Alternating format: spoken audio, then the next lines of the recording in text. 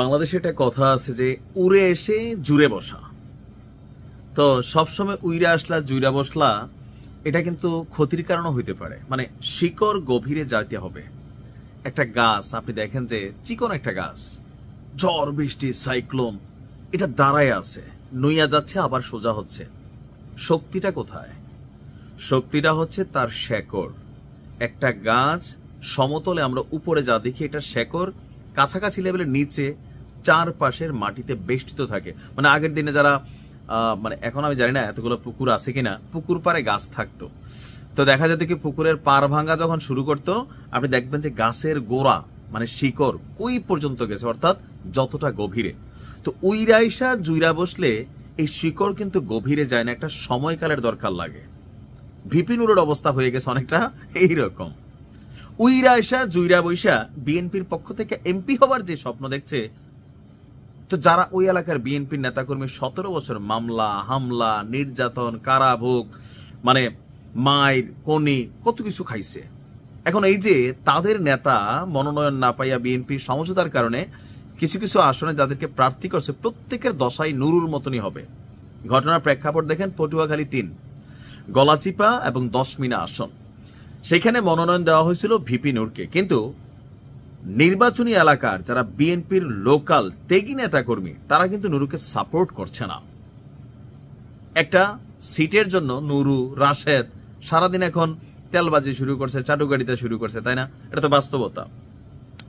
গণ অধিকার পরিষদের সাধারণ সম্পাদক ভিপি নুরুল হক নূর তিনি একটা অভিযোগ করেছেন, বিএনপির বিদ্রোহী প্রার্থী দলের জাতীয় নির্বাহী কমিটির সাবেক সদস্য হাসান মামুনের পক্ষে লোকাল বিএনপির নেতাকর্মীরা কাজ করছে। এটা নিয়ে আসে মনক্ষুব্ধ। আমি বিএনপির সে এলাকার নেতাকর্মীদেরকে ধন্যবাদ দিচ্ছি। অনেকে বলবেন তুমি তো নূরের হ্যাটার্স, তো নূরের মধ্যে কোনো রাজনৈতিক যোগ্যতা আপনার কাছে মনে হয়েছে আছে? আসলে কি আছে? নূর ভিপি হয়েছে কার দয়ায়? শেখ হাসিনার দয়ায়। আর মায়ের খেতে খেতে একটু নেতা হয়ে গেছে আওয়ামী লীগের সময়, আওয়ামী লীগের এজেন্ট হয়ে কিন্তু নূর কাজ করতে আমার কাছে মনে হয়েছে। নয়তো মায়ের কারে বলে এই সরকার আসার পর একবার খাওয়ার পরে টের পাইছে যে দেশ বিদেশে চিকিৎসার কাজ লাগছে, তাই না? এটা তো বাস্তবতা। তো সারা বছর এখন আওয়ামী লীগ নিয়ে, আওয়ামী লীগের সময় সেফুদও কথা বলছে, সেও তো ভাইরাল। হিরো আলমও তখন এমপি হওয়ার যোগ্যতা হয়ে গেছে, বাট রাইট নাও এক একটা নমুনা দেখেন। তো ভিপিনুর তিনি এই যে বিএনপির পক্ষ থেকে ওই আসনটা তিনি পাইছেন, তো তোমার যদি নেতাকর্মী না থাকে, বিএনপির নেতাকর্মী তোমার সাপোর্ট করবে, এটা কেন মনে হয়েছে?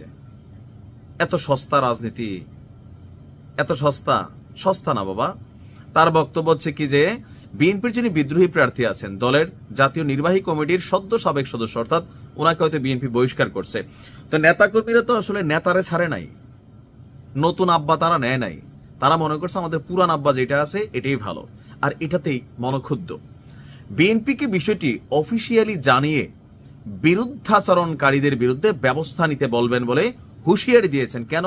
যারা দল করে তারা কি তারেক জিয়ার কাছে বান্দা পড়ে গেছে? যারা দল করে তারা কি বিএনপির কাছে চুক্তিবদ্ধ হয়ে গেছে? নিশ্চয় রাজনৈতিক দল, এটা তো ফেসিজমের অবস্থা হয়ে যাবে। একজন নেতা, একজন কর্মী দল করে এটা তার ভালো লাগার জায়গা থেকে। এখন নূরের পক্ষে কাজ না করলে তারেক রহমান ব্যবস্থা নিতে হবে। কেন বাবা? তারেক রহমান তোমার ভাত খায়? আপনি দেখেন কত হাস্যকর সিলি টাইপ পলিটিক্যাল ক্যারেক্টার এরা। এটাই কিন্তু, হ্যাঁ, আরে বাবা তোমার যদি মন চায় বিএনপির মানুষ তোমার ভোট দিবে, না মন চাইলে ভোট দিবে না। এখন এটাকে আইন করে দিছে জনাব তারেক রহমান যে তোমার পক্ষে কাজ করতেই হবে। এরপরে বলছি কি, তবে সেই এলাকার যারা বিএনপির নেতা কর্মীরা আছেন তারা দুরু বুয়া, আমরা পাত্তা দিব না। কেন?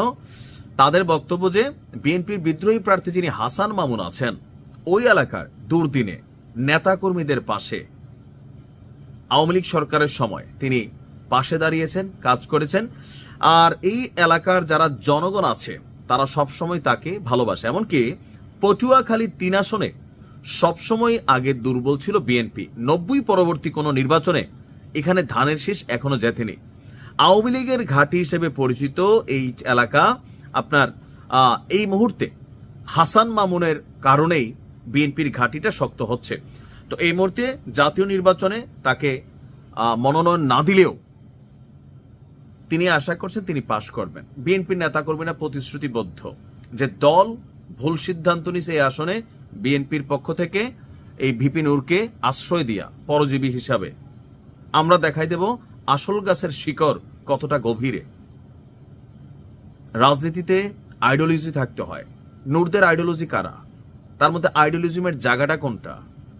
সস্তা বুলি, টেকনিক্যালি মনে করেন বিভিন্ন সাপোর্ট নিয়ে চলা, আর পট করে এমপি হয়ে যাওয়া, কোটি কোটি টাকার মালিক হয়ে গেছে। যত মানে গরিব মনে করেন তত না, তো সবাই কোটি কোটি টাকার মালিক।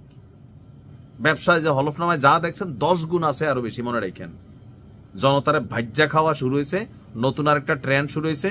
ব্যারিস্টার ফুয়াদো হাত পাতে, হান্নান মাসুদও হাত পাতে, ওই সবাই হাত পাতাপাতি শুরু করছে পাবলিকের কাছে। আহারে ভালোবাসা। যাই হোক, ভালো লাগলে দিবেন, এটা আপনার ব্যক্তিগত ইচ্ছা। ভালো থাকুন, আসসালামু আলাইকুম।